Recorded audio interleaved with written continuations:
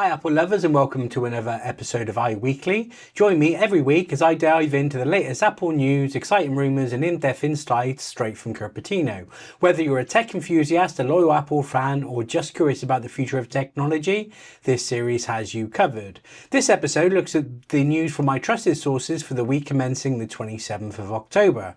Coming up, we have Apple might release more iPad Pro apps. Leaker says iPhone 20 will drop every physical button and go all in on haptics. Apple fends off part of an AirPods Pro deficit lawsuit. iFixit's teardown with the new iPad Pro with M5 chip. Apple's new HomePod Touch might make the original model's mistake. And Apple is probably done releasing Macs in 2025. So don't forget to like, comment and subscribe to stay ahead of the curve and never miss an episode. New episodes every weekend. And turn on notification for instant updates. My three trusted sources are macrumours.com, 9to5mac.com and appleinsider.com. So let's get on with the news.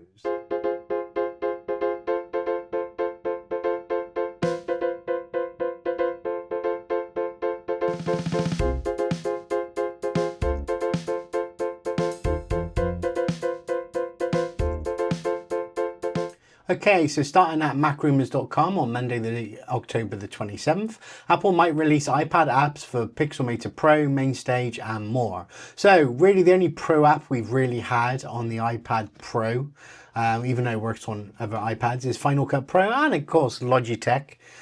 So there's a rumour going around that they're gonna, obviously they've bought Pixelmator. We're waiting for them to do something with it, compressor, motion and Mainstage. So we're hoping for more Pro apps coming to iPad models, specifically to make use of that epic M4, M5 inside the iPad Pro. On Tuesday, October the 28th, over at 9to5mac.com, a leaker says iPhone 20 will drop every physical button and go all in for haptics. Now, iPhones have just come out and I tend to avoid any rumours till maybe 3 or 4 months before. Now this is the iPhone 20, so I found this quite interesting. So apparently a leaker reckons the 20th anniversary is just going to get rid of all solid state buttons and just have like haptic feedback, similar to the camera control button. Who knows what it's going to be like? I mean, they've started the iPhone Air, they can make improvements there, and then if they got rid of the buttons on that type of model, I can see a use case for it. But anyway, it made me giggle. Over at appleinsider.com on Wednesday, October the 29th, Apple fends off part of AirPods Pro deficit lawsuit and judge narrows scope. So there is a lawsuit going on with some crackling audio.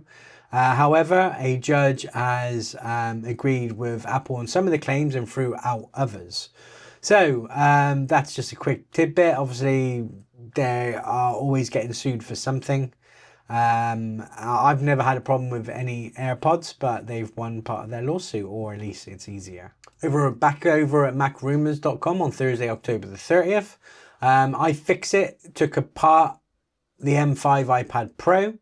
And still says it's the least repairable device, yet the company did start offering self-service repair parts and manuals for iPad. So they've scored it 5 out of 10 for repairability. If I'm spending over £1,000 on an iPad, I ain't taking it apart.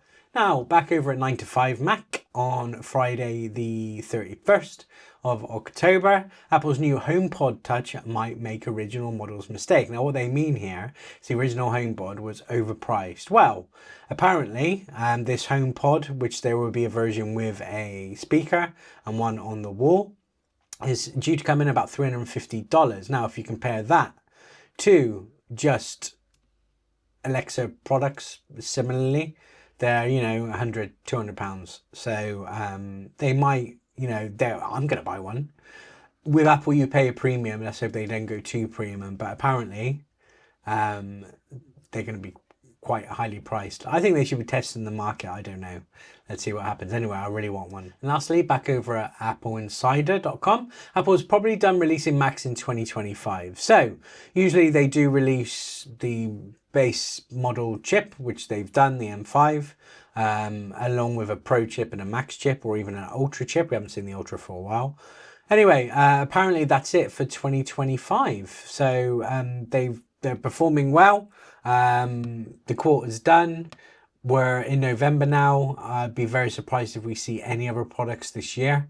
Apart from maybe that HomePod thing would be good, or an updated Apple TV is due on the cards, and an updated HomePod Mini, but I can't see there being any other main devices other than them. So that's it for this week's news. Please follow me on Instagram and Threads at TechHubWiltsUK. Check out my website at www.techhubwiltsuk.co.uk, and I'll see you on next week's news.